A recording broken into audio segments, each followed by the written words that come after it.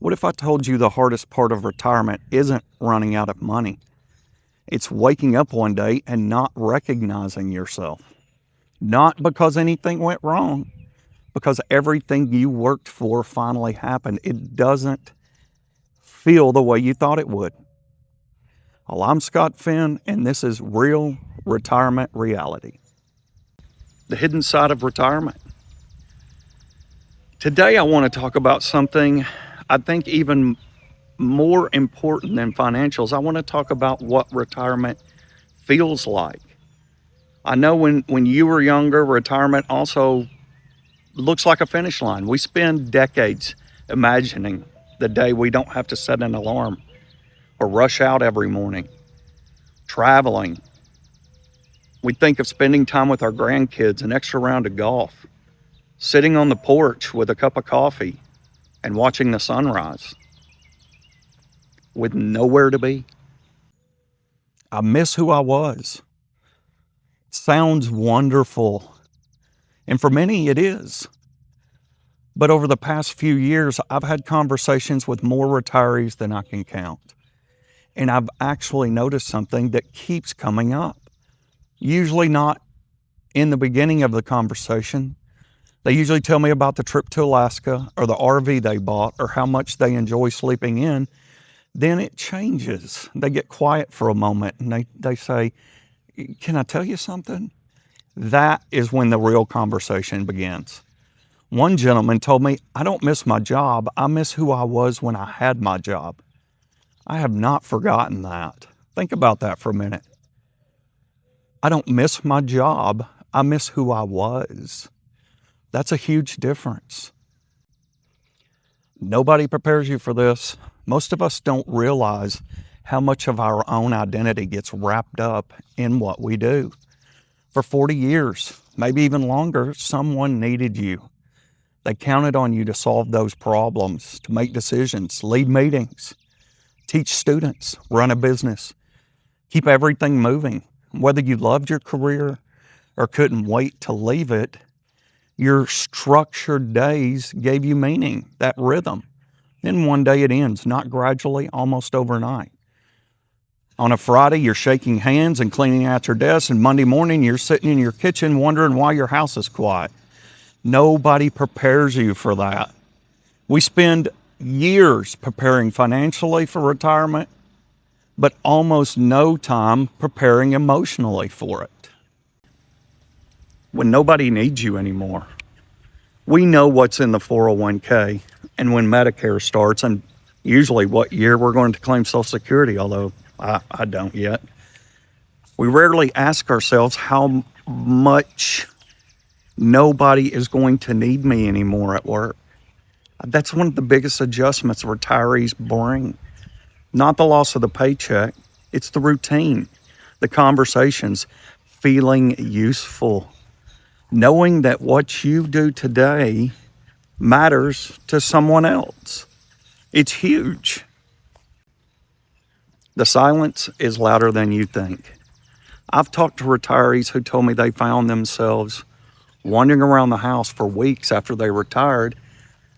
They'd wake up early because their body is still set for work, make their coffee, look out the window, and wondering what they're supposed to do for the next 12 hours. Some even told me they felt guilty for not accomplishing anything that day, even though they've spent all of this time earning the right to slow down. Purpose does not retire. This all surprised me. But then I realized human beings weren't created to just rest. We're created to contribute. Work was only one way we did that. Retirement simply asks us to find another. I've also noticed that the happiest retirees aren't always the ones with the biggest investment accounts. I think that's where many people get stuck. They spend 40 years planning how they'll leave work, but little time about what they're going to replace that with. Freedom is wonderful, but freedom without a purpose can be very dangerous. The happiest retirees have this.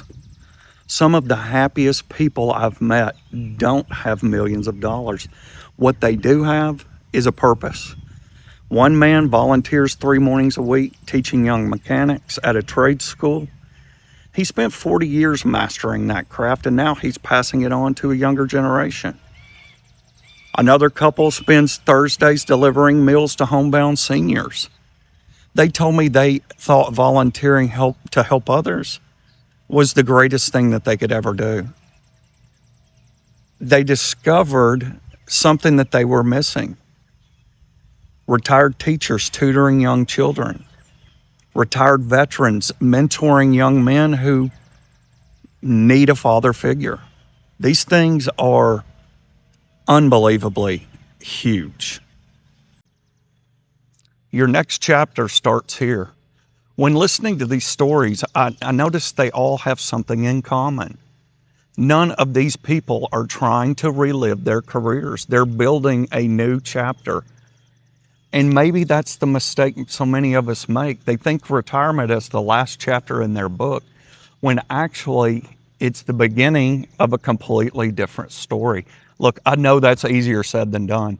Some of you watching may have retired because of health.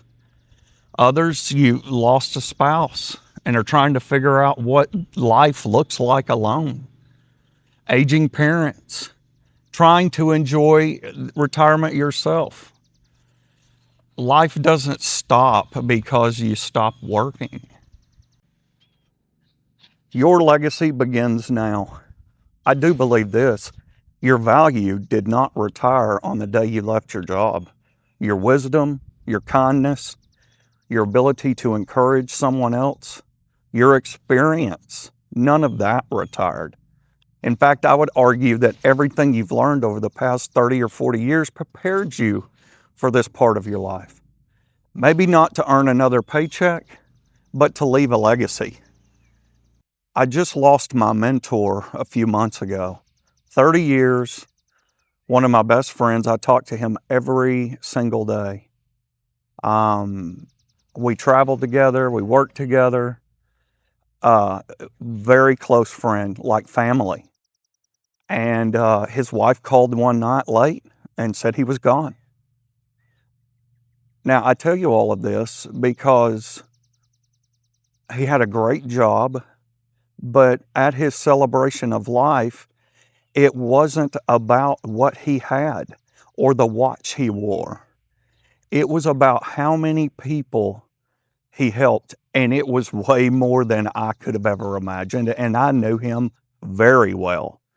There were people that came and spoke about this man and how he had helped them or helped transform their life, or when they were in a bad spot.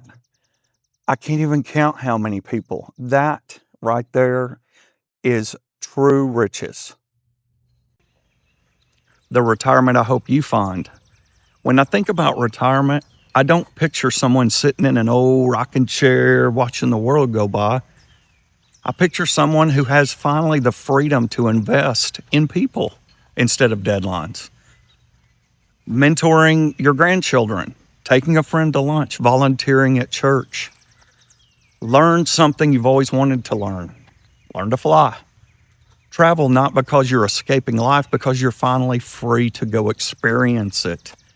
To me, that's a much richer picture of retirement. So let me ask a question. I've been asking myself lately, if money was not an issue, everything was paid for and your bills were covered, how would you spend your days? Not what would you buy or what car would you drive? What would you do? Because honestly, that's the real question retirement is asking every one of us. Not how much did you save, but what are you going to do with the time you have been given? You have freedom to do whatever you want. What are you going to do with that time? Leave me a comment and let me know. Well, I'd love to hear your thoughts.